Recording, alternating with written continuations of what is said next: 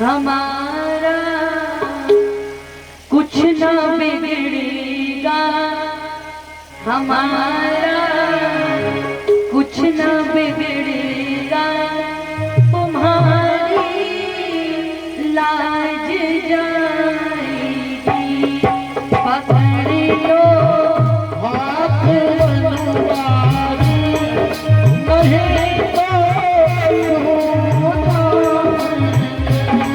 पकड़ लो हाथ बनवारी, नहीं तो डूब जाएंगे। पकड़ लो हाथ बनवारी, नहीं तो हमारा कुछ न बिगड़ेगा, हमारा कुछ न बिगड़ेगा, तुम्हारी लाज जाएगी। तुम्हारी लाज जाएगी।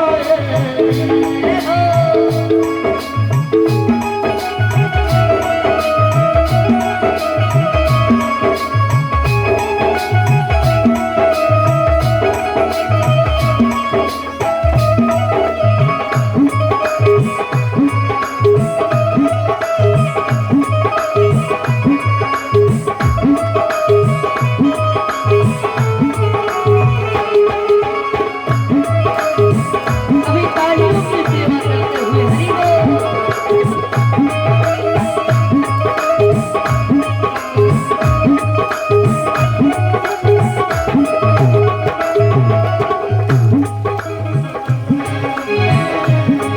पकड़ लो हाथ बनवारी, नहीं तो पकड़ लो हाथ बनवारी, नहीं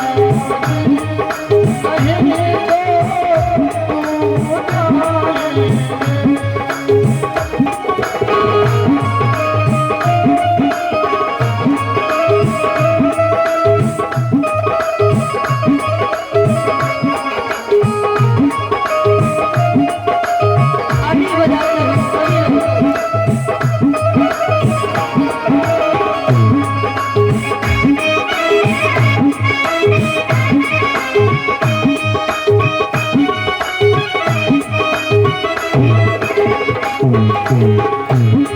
तुम्हारे ही भरोसे पर जमाना छोड़वे,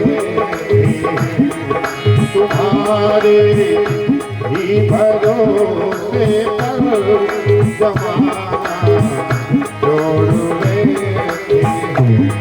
जमाने की तरफ देखो, जमाने की तरफ देखो, कितने थे संभालेंगे।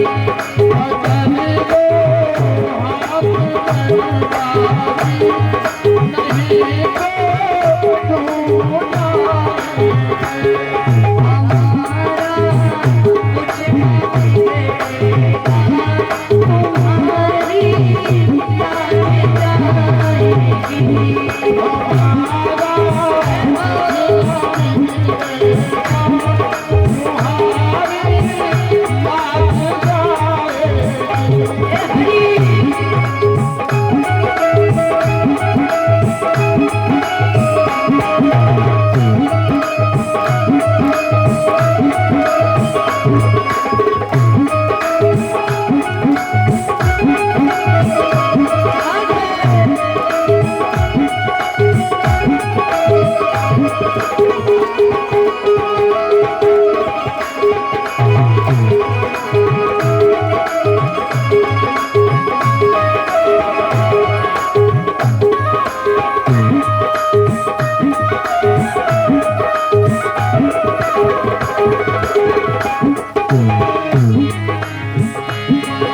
बड़ी मझधारों में नैया सिवैया कोई नहीं मिला।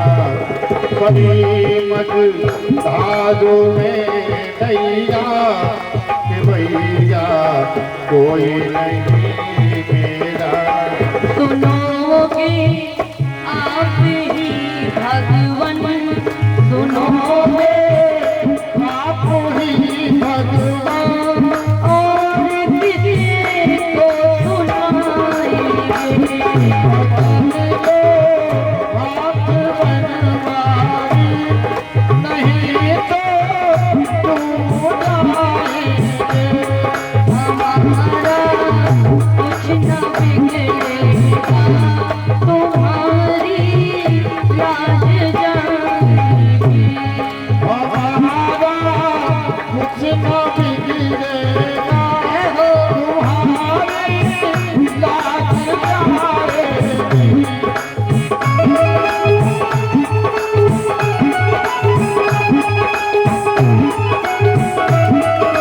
हरि बोल।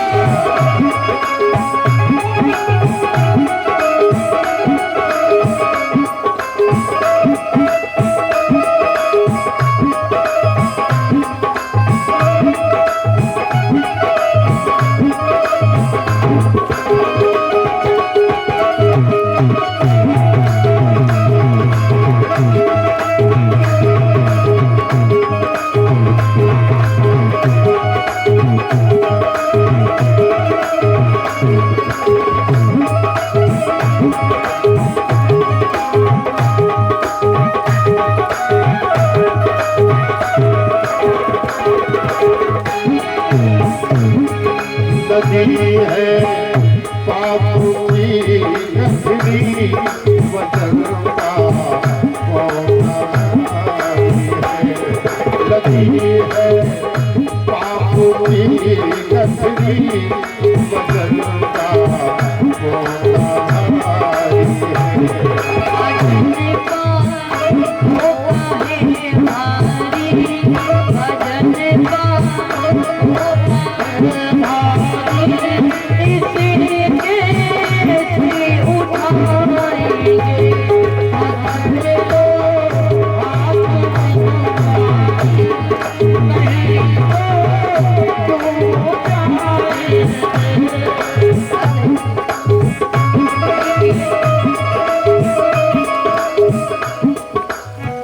अच्छा, ऐसे पकड़वाओगे भगवान को हाथ। उत्तरा जी ने जब भगवान से कहा ना कि प्रभु पकड़ लो हाथ बनवारी, नहीं तो डूब जाएंगे। अरे ये जो नैया चल रही है ना, ये आपके सहारे चल रही है। अगर हमें भी अपना हाथ प्रभु को पकड़ाना है ना, तो ऐसे नहीं प्रभु पकड़ने वाले हैं। दोनों हाथ खड़े करेंगे सब, हाँ, जिसके प्रभु ने दिए हैं पीछे तक। पकड़ लो हाथ बनवारी, नहीं तो डूब जाएंगे। हाथ बनवाई नहीं तो तू जाएंगे। हमारा कुछ न बिगड़ेगा, हमारा कुछ न बिगड़ेगा, तुम्हारी लाज जाएगी। तुम्हारी लाज जाएगी। पकड़ लो हाथ बनवाई नहीं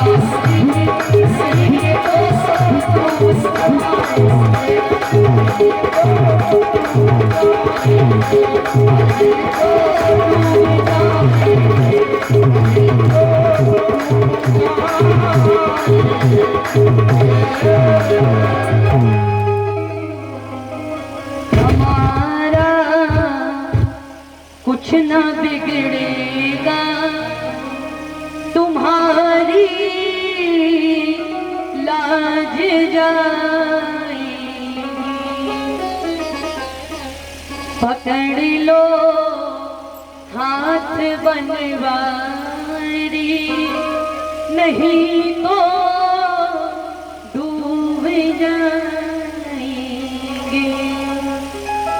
आज उत्तरा जी कहती है प्रभु जो हमारी जो नैया है वो भंवर में फंसी हुई है, अगर ये नैया डूब गई ना तो लोग ताना देंगे कि जिसकी डोर प्रभु के हाथ में थी आज उसके घर में कोई दीप जलाने वाला नहीं है। हे प्रभु, आपकी जो भक्ति है वो कलंकित हो जाएगी और मैं नहीं चाहती प्रभु कि आपकी भक्ति कलंकित हो जाए। मैं तो चाहती हूँ कि आपको लोग पूजे। हे प्रभु, जो ये ब्रह्मास्त्र मेरे गर्भ को आज नष्ट करा देगा, इस ब्रह्मास्त्र से मेरी रक्षा कीजिए। भगवान की शरण गिरने की जब ऐसी बात भगवान के कानों में पहुंची, भगवान प्रसन्न हो गए। भगवान अंगुष्ठ रूप लेते हुए उत्तरा जी के गर्भ में प्रवेश कर जाते हैं और गर्भ की रक्षा करते हैं। अब जब समय बीता, समय बीतने के बाद में जब इन्हीं उत्तरा जी के गर्भ से जब ये बालक बाहर निकला ना तो मृत्यु उत्पन्न हुआ, मरा हुआ बालक। तब भगवान ने अपनी शक्तियों के द्वारा इसको पुनः जीवित किया। जब इसको जीवित किया, ये थोड़े बड़े हुए, इनका नामकरण संस्कार हुआ। देखिए, जब नामकरण संस्कार हो रहा था ना, जब संत कर रहे थे नामकरण संस्कार, तो संतों ने कह दिया था भैया इसका नाम तो हम रख देंगे, लेकिन पहले इसके जीवन में बता दिया कि इसको तक्षक नाग आकर डस लेगा, इसकी मृत्यु हो जाएगी। बता दिया था इनके जीवन के विषय में। अब महाराज जब घर वालों ने ऐसी बात सुनी, घर वाले घबरा गए। संतों ने ये भी बताया कि भैया आप घबराओ मत, लेकिन इनके जीवन के कल्याण के लिए स्वयं सुखदेव जी महाराज गंगा जी के द्वारे पर इनको भागवत महापुराण की कथा का पान भी कराएंगे, जिनसे इनके जीवन का कल्याण भी हो जाएगा। श्री राधे। और ये हमारे भैया पप्पू सहरिया महरौनी खुर्द की तरफ से भागवत जी के चरणों में 51 रुपए का दान आया है। व्यासपीठ से जिले बार बार आशीर्वाद है। एक बार सभी भक्त जोरदार जयकारा लगाएं।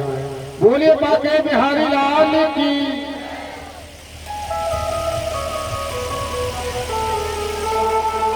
तब संतों ने बता दिया था महाराज कि इनके जीवन का कल्याण करने के लिए स्वयं सुखदेव जी महाराज पृथ्वी पर आएंगे और इनके जीवन का कल्याण भी कराएंगे।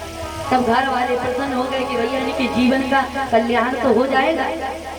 जब इनका जन्म हुआ, जैसे जब ये गर्भ में थे ना माँ के, तब भगवान ने इनको चतुर्भुज रूप धारण करके दर्शन दिए थे।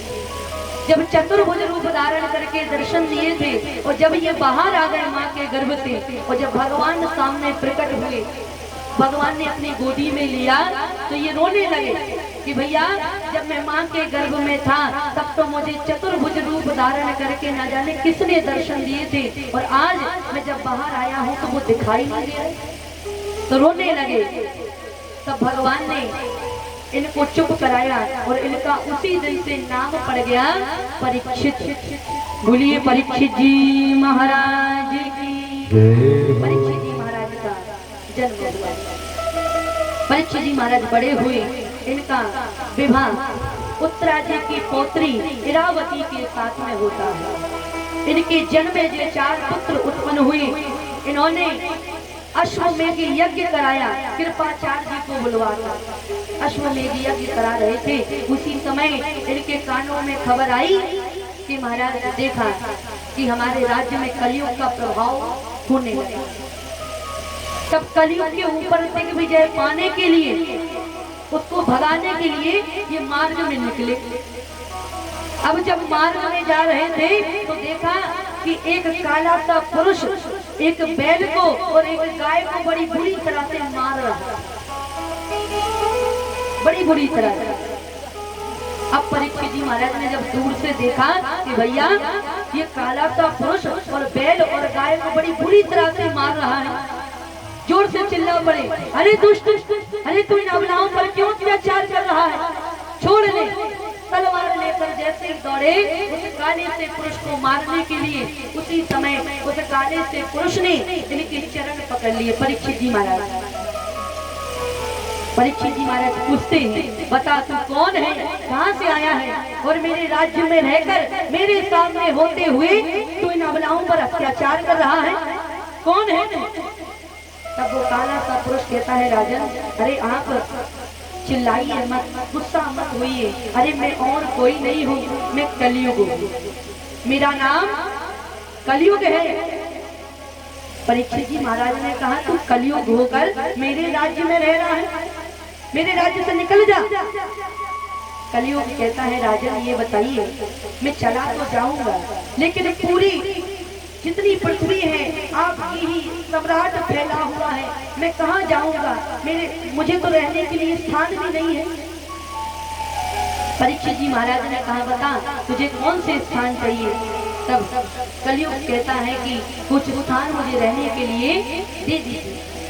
परीक्षित जी महाराज 4 स्थान इनको प्रदान करते हैं कलयुग को।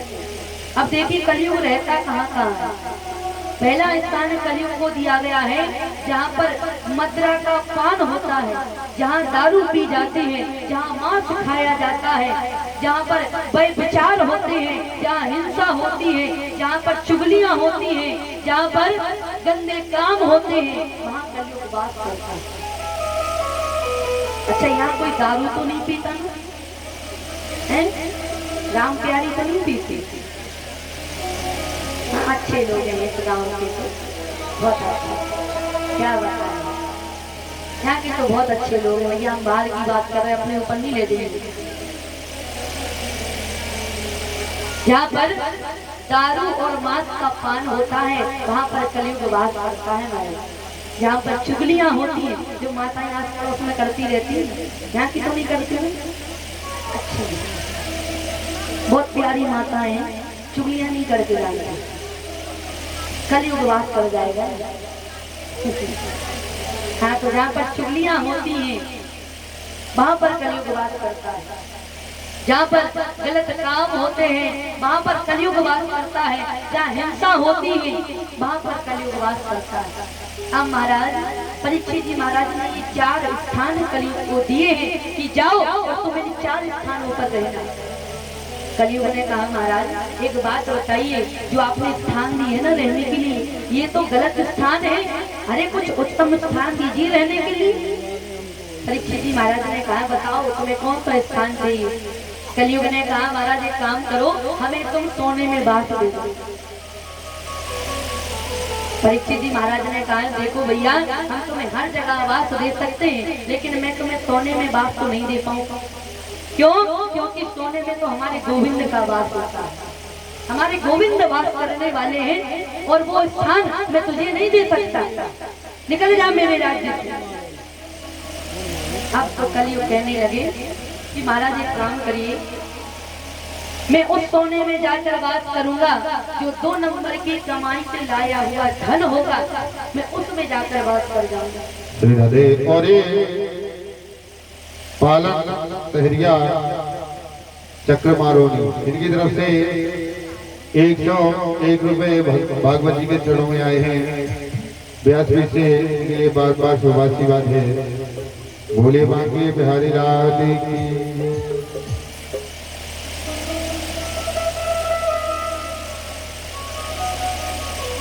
बोलिए भक्त वत्सल भगवान की जय हो। साहब की राजन हमें कोई उत्तम स्थान दीजिए, मुझे सोने में बांस दे दो। परीक्षित जी महाराज ने कहा देखो भैया हम तुम्हें सोने में बांस नहीं देंगे। कलयुग ने कहा राजन मैं उस सोने में जाकर बात करूंगा जो सोना जो 2 नंबर की कमाई से लाया हुआ धन होगा, उससे जो लोग सोना खरीदेंगे, जो 2 नंबर की कमाई का जो धन होगा उसमें जाकर मैं बात कर जाऊंगा। परीक्षित जी महाराज ने कहा ठीक है, तो उसी में जाकर बात करना जो 2 नंबर से कमाई से जो लोग पैसा कमाते हैं ना, उसमें जाकर कलयुग बात करता है, उसमें भी करता है। इसीलिए अगर 2 नंबर की कमाई घर में आ भी रही है तो उसमें से 50% तो भागवत जी में, कई अनाथ आश्रमों में, गौ आश्रमों में दान करना ही करना चाहिए। मंदिरों में दान करें लेकिन दान करो। 2 नंबर की कमाई करते भी हो ना तो उसमें से कुछ ना कुछ थोड़ा बहुत % मंदिरों में, मंदिर बनाए जा रहे हैं तो उनमें दान करो। कहीं ना कहीं अपना धन अच्छे कार्यों में लगाओ, क्योंकि कहते हैं कि धन दान करने से कभी धन नहीं घटता है। जितना दान करोगे उतना धन बढ़ेगा। दान करने से धन बढ़ता है, घटता नहीं। क्यों? देखिए एक दृष्टांत से आपको समझाएं। जैसे हमारे घर में जब पुरानी चीज होती है, जब काफी पुरानी हो जाती है, तो हमारी जब पुरानी चीज जब हो जाती है, देखते हैं लोग कि भैया पुरानी हो गई, तो पुराना जब फेंका जाता है तभी तो नया लाते हैं। अगर पुराना फेंकोगे नहीं तो नया कहां से आ जाएगा। इसी प्रकार से धन दोगे तो बढ़ेगा और नहीं दोगे तो बिल्कुल बढ़ने वाला नहीं।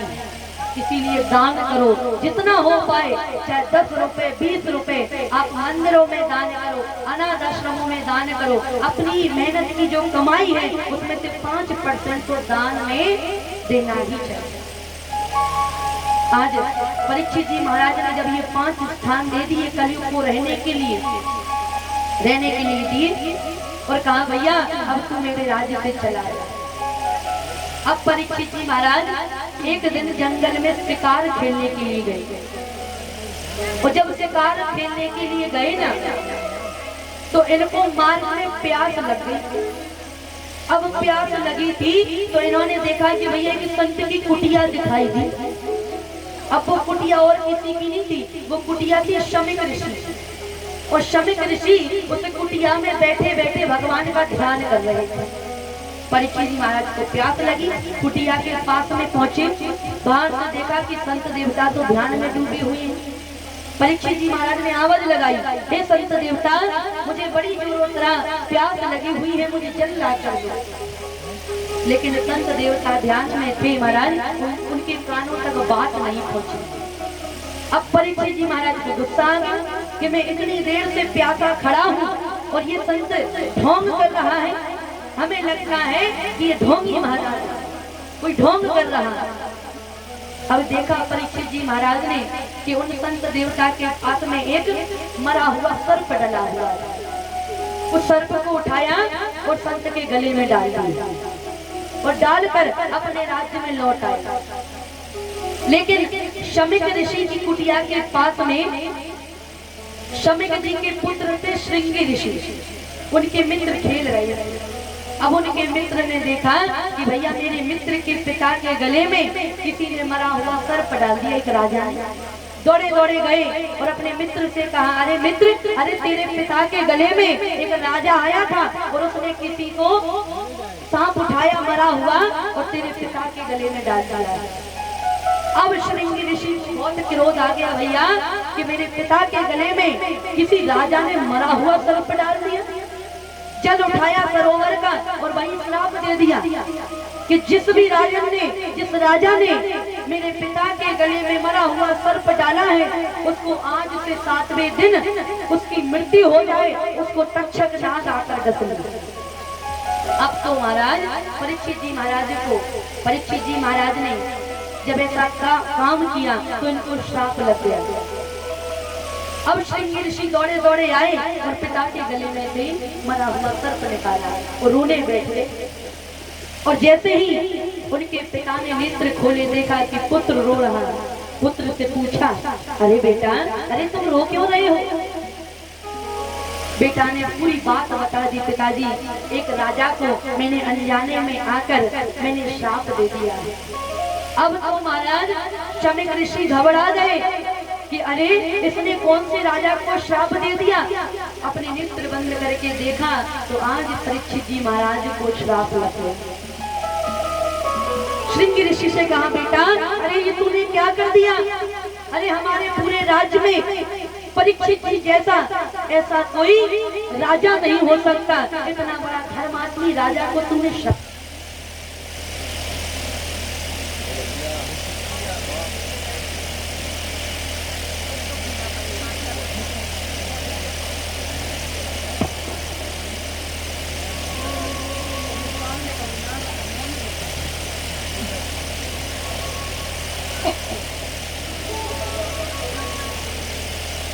बोलिए परीक्षित जी महाराज की। काय भैया खाना खा के नहीं आए? जयकारा नहीं लगाओ तुम लोग। बोलिए परीक्षित जी महाराज की। अरे भैया इतना तेज जयकारा तो लगाओ कि खोरा तक पहुंच जाए। थोड़ा ज्यादा दूर नहीं, पास ही नहीं, बीच की